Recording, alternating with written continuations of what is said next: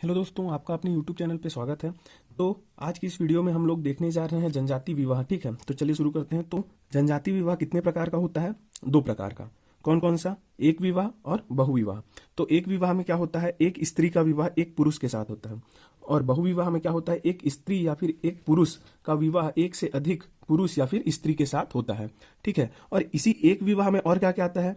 एक आता है शाली विवाह और एक आता है देवर विवाह। तो शाली विवाह में क्या होता है? यदि कोई व्यक्ति है जिसकी पत्नी की मृत्यु हो चुकी है, ठीक है, हो चुका है, तो वो अपने फाली से ही क्या कर लेता है? विवाह कर लेता है। इसको क्या बोलते हैं? शाली विवाह। और देवर विवाह, देवर विवाह में क्या होता है? यदि किसी महिला की जो है उसका पति का मृत्यु हो जाता है तो वो क्या करता है? अपने ही देवर के साथ विवाह कर लेती है, तो उसको क्या बोलते हैं? देवर विवाह। अब इसी में आता है क्या? बहुविवाह। तो बहुविवाह कितने प्रकार के होते हैं उसको देख लेते हैं एक बार। तो बहुविवाह में क्या होता है? एक तो आती है क्या, इसमें क्या आता है? एक बहुपत्नी विवाह। तो बहुपत्नी विवाह में क्या होता है? एक पुरुष रहता है, वो एक से अधिक स्त्रियों के साथ विवाह करता है। इसको क्या बोलते हैं? बहुपत्नी विवाह। अब बहुपति विवाह, तो बहुपति विवाह में क्या होता है? एक स्त्री रहती है, ठीक है, वो एक से अधिक पुरुष के साथ विवाह करती है। इसको क्या बोलते हैं? बहुपति विवाह। अब इसी में बहुपति विवाह में यदि ये जो पति हैं उसके, वो सभी भाई हैं आपस में, ठीक है, जिनसे वो विवाह कर रही है स्त्री, तो उसको हम लोग क्या बोलते हैं? भातृ बहुपति विवाह। इसमें क्या होता है? एक स्त्री एक से अधिक पुरुष लेकिन सभी भाई, ठीक है, उनके साथ विवाह करती है। अब भातृ बहुपति विवाह में क्या होता है? एक स्त्री रहती है लेकिन वो जो मतलब एक से अधिक जो पुरुष है उसमें, ठीक है, जिनसे वो विवाह की है, वो सभी आपस में भाई नहीं होते। ठीक। अब एक आता है समूह विवाह। इसमें क्या होता है? एक से अधिक स्त्रियों का विवाह एक से अधिक पुरुष के साथ होता है। ठीक है, तो ये हो गया विवाह के प्रकार। अब इसी में क्या होता है? बहुविवाह जो रहता है, बहुविवाह, इसी को हम लोग क्या बोलते हैं? पॉलीजिनी या फिर पॉलीएंड्री बोलते हैं। ठीक है, अब इसमें हम लोग आगे देखेंगे कि जनजाति का जो विवाह रहता है उसको अलग अलग किस नाम से जाना जाता है और इसके और भिन्न भिन्न कौन से प्रकार होते हैं। ये तो हो गया क्या, उसका बहुविवाह और एकल विवाह। इसमें मतलब व्यक्ति जो इसमें सम्मिलित हो रहे हैं उसके बेसिस पे, मतलब एक स्त्री और एक पुरुष सम्मिलित हो रहे हैं, उसको क्या बोलते हैं? एकल विवाह। अब ये तो हो गया संख्या के हिसाब से। ठीक है, अब बोलते हैं इसमें क्या, उसका प्रकार जो रहता है अलग अलग विवाह, उसके बेसिस में हम लोग देखते हैं। ठीक है, तो इसी में पहला है क्या, पहला है इसमें सामान्य विवाह। ठीक है, यहां पे मैंने विवाह लिखा है इस कॉलम में, और इसमें क्या है? जनजाति जिसमें ये विवाह किए जाते हैं। ठीक है, और इसमें उससे संबंधित कुछ विशेष तथ्य हैं। तो पहला तो है सामान्य विवाह। अब सामान्य विवाह में ये इसमें किसमें होता है? सभी जनजाति में होता है लगभग। ठीक है, इसमें क्या होता है? लड़का जो है लड़की के घर बारात लेकर आता है और रीति रिवाज के साथ विवाह करके लड़की को अपने घर लेकर जाता है। ठीक है, इसको हम लोग क्या बोलते हैं? सामान्य विवाह। और ये जो है इसी को बस्तर क्षेत्र में क्या बोला जाता है? पेडुल बोला जाता है, पेडुल विवाह। और गोंड जनजाति में इसी को क्या बोला जाता है? चड़ विवाह बोला जाता है। ठीक है, अब दूसरा आता है हट विवाह। तो हट विवाह में क्या होता है? ये पहले तो इसमें कौन से जाति में होता है उसको देखते हैं। तो विवाह का नाम हो गया हट विवाह। कौन से जनजाति में होता है? बैगा जनजाति और कोरवा जनजाति में। ठीक है, तो बैगा जनजाति में हट विवाह को क्या बोला जाता है? पैठू। और कोरवा जनजाति में उसे क्या बोला जाता है? ढुकू। ठीक है, और इसका विशेष तथ्य क्या है? इसमें जो है स्त्री क्या करती है? स्त्री अपने पसंद के युवक के यहाँ चली जाती है और डराने धमकाने के बाद भी जब नहीं वापस जाती तो दोनों का विवाह करा दिया जाता है। इसी को हम लोग क्या बोलते हैं? हट विवाह। हट मतलब कि जबरन, जो मतलब एक जबरदस्ती टाइप से इसमें होता है। ठीक है, इसमें क्या करती है? स्त्री चले जाती है युवक के घर और वो क्या करती है, मतलब उसको जाने के लिए बोला जाता है लेकिन वो नहीं जाती, डराने धमकाने के बाद भी, तो उनका विवाह कर दिया जाता है। इसको बोला जाता है हट विवाह। ठीक है, ये बहुत इंपॉर्टेंट है। कौन सा? ढुकू, कोरवा जनजाति में होता है। ठीक, अब इसी में आता है कौन सा? दूध लौटावा विवाह। ठीक है, तो दूध लौटावा विवाह में कौन से जनजाति में होता है ये दूध लौटावा विवाह? ये होता है मतलब मेनली ये किसमें होता है?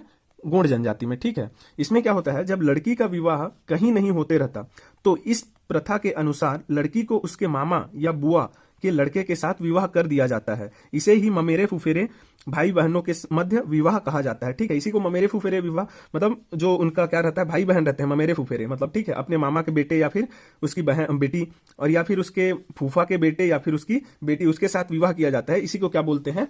क्या? दूध लौटावा विवाह, या फिर क्या बोलते हैं इसको? ममेरे फुफेरे विवाह बोला जाता है। ठीक है, और यह एक क्या है? अधिमान्य विवाह है। मतलब इसको मतलब क्या किया जाता है?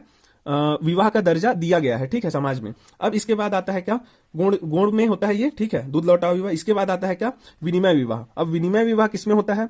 ये होता है बिरहोर में, और सभी जनजातियों में होता है होने के लिए तो, लेकिन बिरहोर में इसको क्या बोला जाता है? गोलत बोला जाता है। ये इसका स्पेसिफिक नाम दिया गया है बिरहोर जनजाति में। क्या नाम दिया गया है इसको? गोलत। ठीक है, ये इंपॉर्टेंट है इसमें। और इसको क्या बोला जाता है? गुरावट विवाह भी बोला जाता है। किसको? विनिमय विवाह को। इसमें होता क्या है? इसमें बिना वधु मूल्य चुकाए दो परिवारों के मध्य लड़कियों का आदान प्रदान किया जाता है। जैसे कि इसमें एक परिवार है, ठीक है, ये दूसरा परिवार है, तो यह क्या करेगी? अपनी इसकी एक बेटी है, ठीक है, एक की, ये अपनी बेटी को दो को दे देगी और दो क्या करेगा अपना बेटी जो है उसको एक को दे देगा, ठीक है। ऐसे करके इसमें क्या होता है, लेन देन होता है, इसीलिए इसको क्या बोला जाता है, विनिमय विवाह। इसमें क्या होता है, वधु मूल्य नहीं चुका पाते हैं, ठीक है, तो उसमें क्या करते हैं, एक दूसरे परिवार के मध्य लड़कियों का आदान प्रदान किया जाता है। ये हो गया क्या, विनिमय विवाह। इसी को क्या बोला जाता है, गुरावट विवाह भी बोला जाता है, ठीक है। अब इसमें आता है क्या, अगला विवाह क्या है इसमें, इसी में अगला विवाह आता है सेवा विवाह। अब सेवा विवाह को विभिन्न विभिन्न जनजातियों में अलग अलग नाम से जाना जाता है, ठीक है। तो जो इसका इंपॉर्टेंट है उसको हम लोग देखते हैं यहाँ पे। पहला तो बैगा, तो बैगा जनजाति में क्या बोला जाता है, सेवा विवाह को लमसेना विवाह बोला जाता है। गोंड जनजाति में क्या बोला जाता है, चरघिया विवाह बोला जाता है। कंवर में क्या बोला जाता है, घरजन विवाह बोला जाता है। और बिरहोर में क्या बोला जाता है, घरजिया, ठीक है। ये अलग अलग क्षेत्र में अलग अलग उसका नाम दिया गया है, किसका, सेवा विवाह का। इसमें होता क्या है, जो लोग वधु मूल्य चुकाने में असमर्थ होते हैं, ठीक है, जो वधु मूल्य नहीं दे पाते हैं, वे अपने ससुर के यहाँ, मतलब जो होने वाला ससुर है उसके यहाँ जाकर निश्चित समय तक रहकर, मतलब एक समय दिया जाता है उनको, तब तक वह उसके यहाँ रहता है और क्या करता है, वहां पे उनको प्रसन्न करता है। और प्रसन्न कैसे करता है, दो तरीकों से प्रसन्न करता है। एक तो वो काम करता है और अपने जो होने वाले ससुर है उसका जो आय रहता है, ठीक है, आय मतलब उसका इनकम जो रहता है उसमें वृद्धि करता है, तो वो लोग खुश हो जाएंगे। और दूसरा तो क्या है, अपने व्यवहार से क्या करेगा, उसके समस्त जो ससुराल परिवार है उसका क्या करता है, उन लोगों को मतलब प्रसन्न करता है, उनका दिल जीतकर, ठीक है। तो इन दोनों कंडीशन में यदि क्या हो जाते हैं, इनके घर वाले, होने वाले जो ससुराल हैं उनके घर वाले मान जाते हैं, तो क्या किया जाता है, विवाह कर दिया जाता है। अब इसी में क्या होता है, बैगा जनजाति में जो लड़का, मतलब जो इसमें होता है, जो लमसेना जाय रहता है, क्या होता है, उसको क्या बोलते हैं, उस लड़के को लमसेना बोला जाता है, ठीक है। और गोंड जनजाति में जो लड़का रहता है अपने ससुराल में, उसको क्या बोलते हैं, लमनाई बोलते हैं, ठीक। अब इसी में आता है क्या, अगला विवाह आता है क्रय विवाह। तो क्रय विवाह क्या होता है, यह एक प्रकार का विवाह है जिसको समस्त जनजातियों के द्वारा किया जाता है, ठीक है, समस्त जनजातियों में इसको अपनाया गया है। अब ये क्या होता है, इसमें क्रय विवाह, मतलब इसके नाम से ही समझ में आ रहा है कि इसमें कुछ खरीदने वाला चीज होगा, ठीक है। तो इसमें क्या करते हैं, जो लड़की रहती है, पत्नी, मतलब वधु मूल्य देकर पत्नी प्राप्त करने की प्रथा है, मतलब जो लड़की रहती है उसको कुछ वधु मूल्य देकर यहाँ पे क्या किया जाता है, प्राप्त किया जाता है, मतलब उसको विवाह करने के लिए लड़की को क्या करते हैं, उसके परिवार को, लड़की वाले परिवार को वधु मूल्य दिया जाता है। और वधु मूल्य क्या क्या हो सकता है, धन हो सकता है, जानवर हो सकता है, और अन्न मतलब खाने पीने का कुछ भी वस्तु और कुछ भी दिया जा सकता है आदि, ठीक है। इसी को क्या बोला जाता है, क्रय विवाह को ही जनजातियों में पारिंगधन विवाह बोला जाता है, ठीक। तो ये क्या हो गया, पारिंगधन विवाह। ये किसमें होता है, समस्त जनजातियों में, ठीक है। अब इसके बाद आता है क्या, अपहरण विवाह। तो अपहरण विवाह में क्या होता है, अपहरण विवाह मतलब इसमें नाम से समझ में आ रहा है कि इसमें किसी का अपहरण करेंगे, ठीक है। इसी को जनजातियों में क्या बोला जाता है, पाइसोतोर विवाह, पाइसोतुर विवाह, ठीक है। और ये किस जनजाति में मेनली होता है, वो होता है गोंड जनजाति में, ठीक। तो गोंड जनजाति में ये मेनली देखा गया है और पाइसोतुर विवाह इसको कहा जाता है। इसमें क्या होता है, लड़का जो है लड़की को अपहरण करके ले जाता है और लड़के के द्वारा जाति भोज देने पर, मतलब लड़का क्या करता है, लड़की को अपने घर ले जाता है, ठीक है, भगा करके और अपहरण करके, और समाज में क्या करते हैं, उसको अपनाते नहीं है, तो क्या करता है, जाति भोज देता है, ठीक है, खाने के लिए सबको आमंत्रित करता है, पूरे अपने समाज को, और क्या करता है, वहां पे जाति भोज देता है। तो उससे क्या करते हैं, लड़की को जो समाज वाले हैं अपना लेते हैं, ठीक है। तो ये हो गया अपहरण विवाह। अब इसी में अगला विवाह है पुनर्विवाह, ठीक है। तो पुनर्विवाह के अलग अलग प्रकार देखे गए हैं, ठीक है। उसमें क्या क्या होता है, पहला होता है हरदी पानी। हरदी पानी इसका मतलब है कि यदि किसी व्यक्ति का, मतलब पुरुष है, उसकी पत्नी का क्या हो गया, देहांत हो गया, तो वो क्या हो गया, विधुर हो गया। तो इसमें यदि उस व्यक्ति का फिर से विवाह होता है, पुनर्विवाह, उसको क्या बोलते हैं, विधुर पुनर्विवाह। तो इसी को जनजाति में क्या बोलते हैं, हरदी पानी, ठीक है। अब दूसरा है अरउतो। अरउतो किस जनजाति में होता है, बैगा।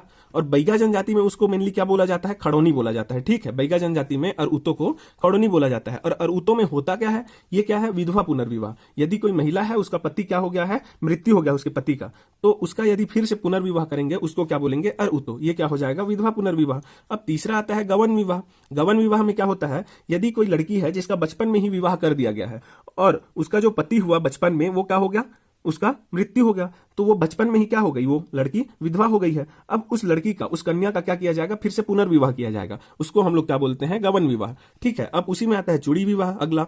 तो चूड़ी विवाह क्या होता है, यह जो है तलाकशुदा जो औरत रहती है, मतलब ऐसे औरत जो तलाक ले चुकी है अपने पति से, उनका यदि फिर से पुनर्विवाह होता है तो उसको क्या बोलते हैं, चूड़ी विवाह। इसमें क्या करते हैं, बस चूड़ी पहनाते हैं, कोई बारात वारात लेकर नहीं जाते, और मतलब महिला को अपने घर लेकर आ जाते हैं, ठीक है। अब पाटो विवाह।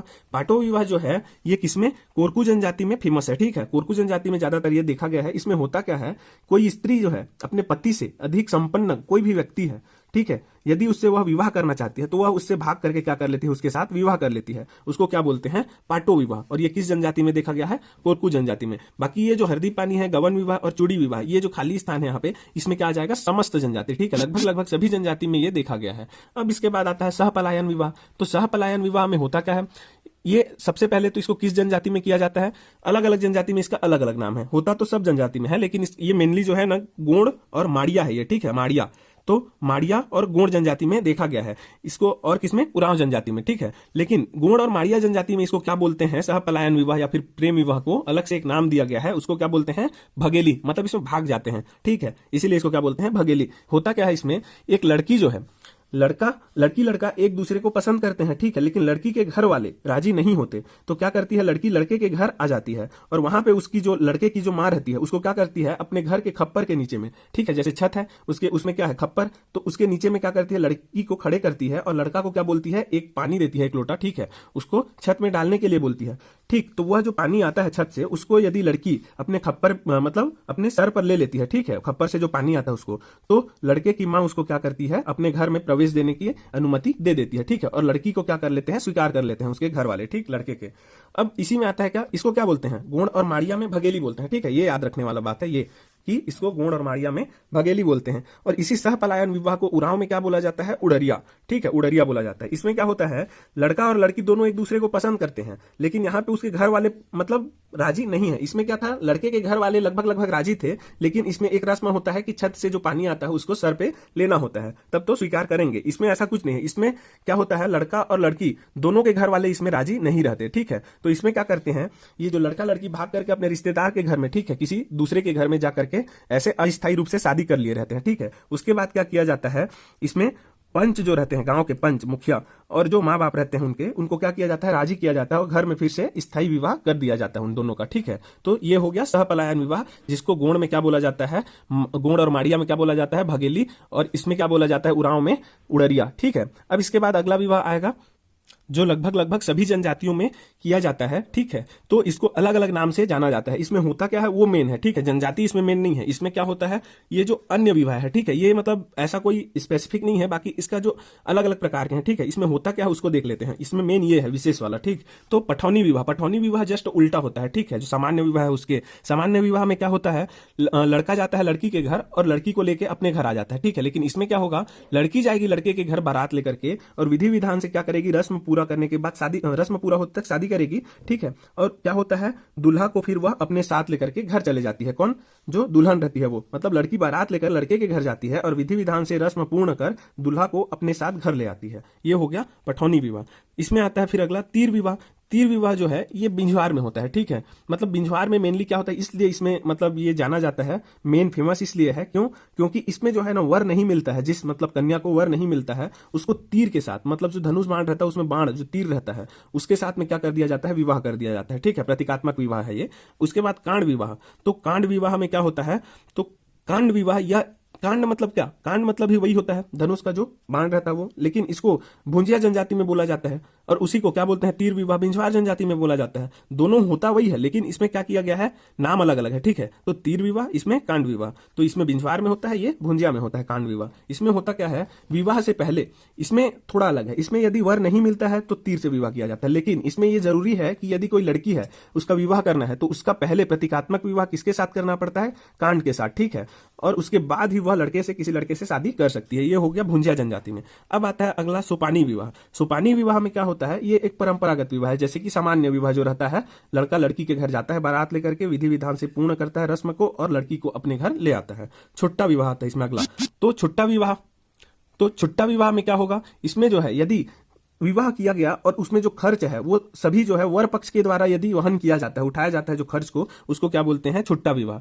और इसी में कन्यादान विवाह है अगला, ठीक है। तो कन्यादान विवाह जस्ट इसका उल्टा है, यदि वधु पक्ष क्या करेगा, सारा खर्च को उठाएगा तो उसको क्या बोलेंगे, कन्यादान विवाह। तो बस आज के लिए इतना ही। अगर वीडियो अच्छा लगा हो तो लाइक करें, सब्सक्राइब करें और क्या करें, शेयर करें, ठीक।